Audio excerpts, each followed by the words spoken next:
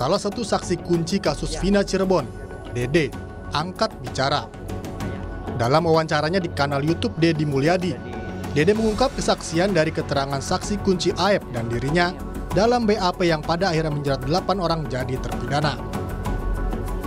Beberapa hari pasca pembunuhan Vina dan Eki, Dede mengakui Aep meminta dirinya untuk diantarkan ke Polres Cirebon untuk jadi saksi dalam kasus hilangnya nyawa Vina dan Eki. Saat itu Aep meminta dirinya untuk turut pula bersaksi. Setelah dia diantar ke Polres, terus apa yang dilakukan? Ya, saya tanya mau ngapain ke sini? Ini buat jadi saksi apa kata saya. Saksi itu kejadian yang meninggal anaknya Pak Rudiana kata saya. Nah, saya bilang sama kan kita nggak tahu apa-apa kata saya. Kenapa jadi saksi? Udah ntar ikutin. Dede juga mengakui bahwa keterangan yang diberikan saat proses BAP tidaklah benar. Ia mengaku kesaksiannya tersebut telah diarahkan lebih dahulu oleh Aep dan Rudiana. Setelah masuk ruangan? Di BAP Pak. Tapi kan sebelum masuk ke ruangan kan dibilang dulu Pak, kamu bilang aja lagi nongkrong di warung, ada orang nongkrong segerombolan anak-anak, melempar batu, bawa bambu, nah, terus sama pengajaran itu udah diomongin dari luar dulu Pak. Siapa yang ngomongin itu? Ya yang ngomong itu kan pertama Aep ngasih tahu Pak. Oh, yang ngarahin bahwa kamu menyaksikan ada anak-anak melakukan pelemparan, kemudian pakai batu, bawa bambu.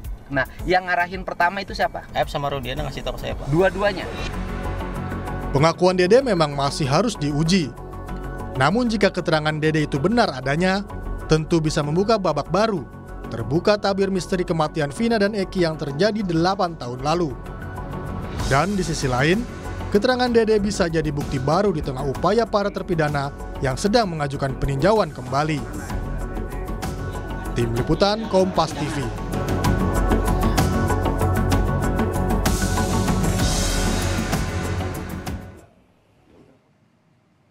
Sementara itu, kuasa hukum Ibtu Rudiana Pitra Romadoni membantah keterangan saksi kunci Dede yang menyebut keterangannya saat di BAP diarahkan oleh Rudiana.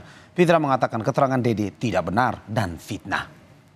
Keterangan yang disampaikan oleh Dede terhadap klien kami, Bapak Ibtu Rudiana, adalah hoax dan tidak benar. Dan kami pastikan keterangan yang disampaikan saudara Dede ini yang menyatakan ia disuruh oleh Ibtu Rudiana untuk memberikan keterangan tidak benar, itu adalah keterangan yang tidak benar dan fitnah terhadap diri Bapak Ibtu Rudiana. Kita semua bersabar dan menyerahkan sepenuhnya kepada penegak hukum, dalam hal ini pihak kepolisian. Jangan kita mendahului proses penyidikan. Lantas apakah kesaksian dari Dede yang merupakan saksi kunci kasus Vina bakal berujung pada upaya hukum? Kita ulas bersama pakar hukum pidana Prof. Hipnu Nugroho. Selamat malam Prof.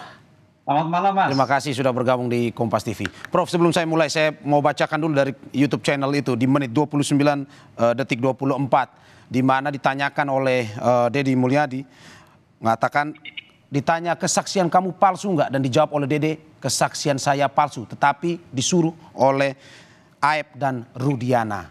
Tanggapan Anda dengan kesaksian yang baru ini? 2016 beda, 2024 beda. Tanggapan Anda Prof? Ya, kesaksian palsu itu adalah suatu keterangan yang di bawah sumpah di persidangan tidak seperti keadaan yang sepertinya. Oleh karena itu ini harus memenuhi syarat subjektif, syarat objektif. Syarat objektif adalah suatu perkara ternyata tidak betul disampaikan, dan syarat subjektifnya sengaja. Tapi sekarang pertanyaannya begini Mas, kita tidak bisa percaya begitu aja. Di persidangan keterangan itu diuji. Keterangan saksi itu diuji antara satu saksi dengan saksi yang lain, antara saksi dengan bukti yang lain, antara bukti satu dengan bukti yang lain. Konfrontasi itu ada. Pertanyaannya apakah seperti itu? Ini yang juga harus kita perhitungkan. Oleh karena itu dalam konteks seperti ini, Dede dan Aep seandainya itu betul, wah ini nanti bisa kena pasal 291 kaitannya memberikan keterangan palsu di bawah sumpah. Ini agak repot. Lain dengan laporan palsu. Kalau yang sekarang namanya kan laporan palsu. Kalau laporan saya itu pemberitahuan keadaan yang sebenarnya tidak ada. Itu ringan, 1 tahun 4 bulan. Kalau kita lihat pasal 220 KUHP. Ini yang membedakan. Tapi kalau itu betul, nah tadi memang ini suatu nilai sendiri akan adanya nilai di dalam bukti baru. Tapi menurut saya kok tidak semudah itu ya. Karena walaupun 2016 saya kira persidangannya juga cukup ketat, menilai bukti juga demikian ketat, konfrontasi bukti juga demikian, ya. Tapi coba kita lihat ya, kita lihat objektif karena persidangan itu juga persidangan yang cukup serius ya, hakimnya juga hakim majelis kan 3 kan, apa semudah itu Mas? Ini yang kita perdebatkan, mudah-mudahan ada klarifikasi nantinya. Atau memang kalau betul ada nilai tersendiri begitu. Oke, Prof, tapi kan ini kesaksian di luar BAP, di luar proses hukum, dalam arti menyampaikan ke media sosial, menyampaikan melalui media sosial. Apakah memang bisa digunakan kesaksian seperti ini, Prof? Ya, kesaksian yang seperti itu memang tidak bisa digunakan kan. Itu kepada pernyataan pribadi kan. Pernyataan pribadi. Oleh karena itu dalam hal ini masih diuji kembali. Tapi kalau itu memang betul nanti sampaikan salah, keliru, itu ada pihak yang dirugikan pasti akan melaporkan bahwa keterangan yang disampaikan keterangan palsu. Ini sudah ancaman tersendiri Mas. Jadi Mas Dede Aib itu sudah bagian dari memang memberikan jalan yang terbaik demi terbukanya kasus ini, tapi paling tidak berisiko bagi dia sendiri karena apa yang diberikan keliru. Kan gitu loh. Prof, apakah memang dengan kesaksian ini bisa dimanfaatkan oleh para terpidana dalam arti mungkin saja untuk meringankan pidana mereka atau bagaimana, Prof? Karena memang ini sebuah kesaksian yang baru yang kalau kita bisa lihat bahwa ini justru meringankan para pidana. Ya, kesaksian baru itu kalau kita lihat adalah bukti langsung. Bukti yang ditemukan di dalam suatu persidangan awal ketika itu dilakukan menjadikan putusan bebas. Ini kan baru kesaksian. Baru akan bernilai apabila keterangan tersebut dikonfrontasi, dibuktikan dengan bukti-bukti yang lain. Itu Mas. Jadi tidak bisa berdiri. Suatu kesaksian itu tidak bisa berdiri sendiri. Kesaksian harus didukung dengan bukti lain ataupun saksi lain. Jadi kalau itu nanti sebagai dasar novum, sakatata, itu suatu menarik, tapi harus didukung bukti-bukti yang lain. Tidak bisa pengakuan tersendiri jadikan bukti, tidak bisa. Oke, Prof, apakah dengan kesaksian ini perlu ada persidangan baru atau cukup di peninjauan kembali atau di PK? Ya, karena ini sebagai bentuk PK, di PK tersendiri, kan gitu. Tapi kalau persidangan baru adalah terkait laporan keterangan palsu tadi, lah itu baru terhadap yang memberikan keterangan ternyata tidak betul. Itu suatu yang tersendiri nantinya. Jadi tampaknya memang perkara ini jadi lari kemana-mana, Mas, kalau nanti diikuti masing-masing pihak itu. Oke, Prof, kalau kita berbicara soal ini, bagaimana pada akhirnya polisi mencari tahu kebenaran dari kesaksian ini? Karena muncul banyak kesaksian-kesaksian dan akhirnya muncul yang terbaru ini adalah Dede. Nah, bagaimana akhirnya polisi ini mencari tahu kesaksian ini apakah betul atau tidak dan bisa dipakai untuk di pengadilan nanti? Ya, semuanya bisa dipakai apabila didukung dengan bukti-bukti yang akurat. Apa itu bukti yang akurat? Adalah saintifik. Sekarang kalau bukti saintifiknya tidak kuat, makanya keterangan itu saya kira belum kuat juga. Saintifik itulah yang harus dilakukan untuk menangkal keterangan yang digal. Atau juga untuk meluruskan apabila keterangan itu betul. Disinilah bukti-bukti akurat saintifik sangat ditentukan. Sepanjang itu agak sulit. Masing-masing saksi akan memberikan keterangan dengan versinya sendiri-sendiri, dengan situasi keadaannya sendiri-sendiri, Mas. Ini yang saya kira Polda Jawa Barat harus betul-betul menguji dengan adanya saintifik itu, kaitannya CCTV, kaitannya HP, dan sebagainya, untuk membuktikan bahwa keterangan-keterangan yang sampai diberikan itu ada betulnya, dan juga mungkin ada tidaknya, karena berdasarkan bukti tadi. Begitu. Oke, Prof, ini dari si Dede-nya sendiri, Prof. Apakah mungkin bisa Dede ini dengan kesaksian yang baru, ini bisa dijadikan justice collaborator atau JC?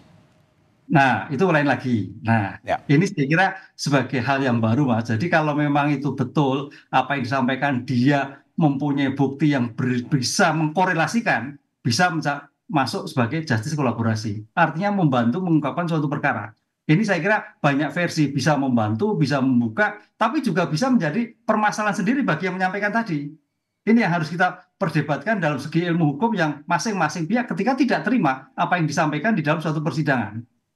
Ya, Prof, kalau melihat ini seperti kesaksian Dede tadi, dia mengatakan bahwa dia diminta, bukan dalam arti bahwa dia melakukan itu sendiri. diminta oleh dalam kesaksiannya Aib dan juga Ibtu Rudiana untuk bersaksi seperti ini. Apakah mungkin bisa meringankan dia? Dalam arti bahwa tadi kita sudah singgung terkait dengan kesaksian palsu.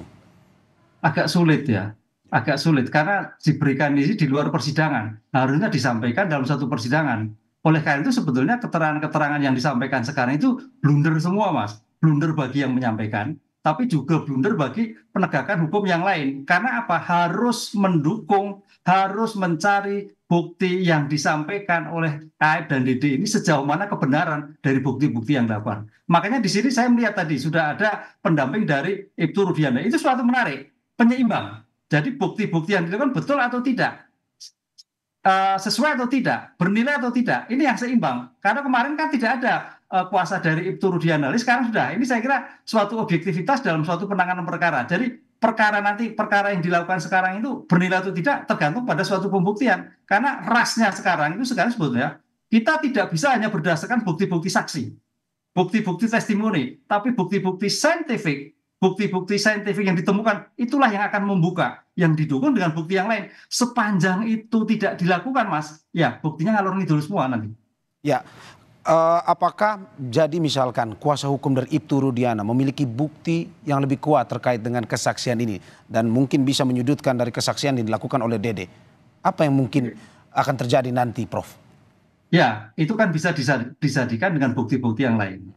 Kan dengan keterangan-keterangan yang lain. Makanya di sini saya kira suatu seimbang sekali antara bukti-bukti penasihat hukum itu dan penguasa dari Dedi. Nanti akan imbang. Dari Rudiana berdasarkan bukti-bukti yang disampaikan oleh Polda, dari Dede disampaikan adalah keterangan yang dia ketika 8 tahun yang lalu. Ini suatu yang menarik. Oleh market mana yang benar? Ya, nanti di persidangan. Mana yang benar? Apabila ada korelasi. Mana yang benar? Apabila ada suatu interaksi antara bukti satu dan bukti yang lain. Sepanjang terpisah, tidak mempunyai kualifikasi bukti. Karena dalam asas hukum adalah testimoni dari keterangan dari orang lain, bukan mempunyai suatu bukti yang kuat. Oke, Prof, penegasan terakhir, Prof.